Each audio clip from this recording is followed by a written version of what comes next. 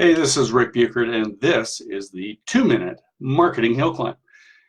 You ever wonder why sometimes someone will tell you that even though you sent an email that they didn't get it, and you might think that you either typed the name wrong or they're lying or whatever, but there is another option that most people don't realize could have happened, and that is that your email did not get delivered by the receiving email server. And that probably sounds unbelievable to a lot of you, but it actually does happen. And the reason it happens is because you might be putting certain words into your emails that are hitting spam filters, and the receiving email server has a couple of different options. You can either hit the spam folder, which is the better of the two. The other one is that the receiving email server may not even deliver your email. It'll just delete it and not show it to the person you're sending the email to. And that's really bad. Now, there are certain words that will definitely trigger emails to not get delivered. And if you want to have a look at that list, I found a good resource that HubSpot put up, and the list link is down below in the description. You can just click on it there and go look at it.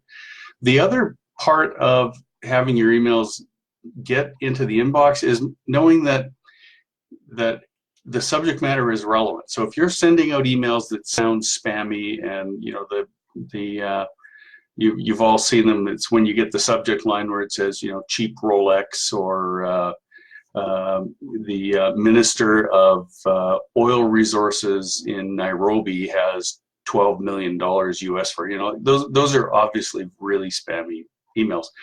And you want to make sure that whatever you're putting in your subject line is going to be interesting, and it's going to be engaging. So the more personal you can make those, the more likely that your emails are going to get delivered.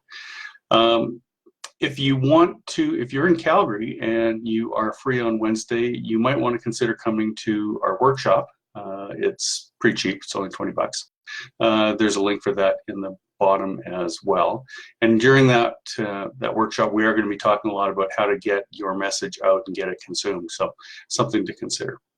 So that is it for today. This is a fairly short one. Like I said, the link for the list of spammy words is right below. You can click on it and have a look. I encourage you to do so. And yeah, let's get out there and go serve someone. Have a great day.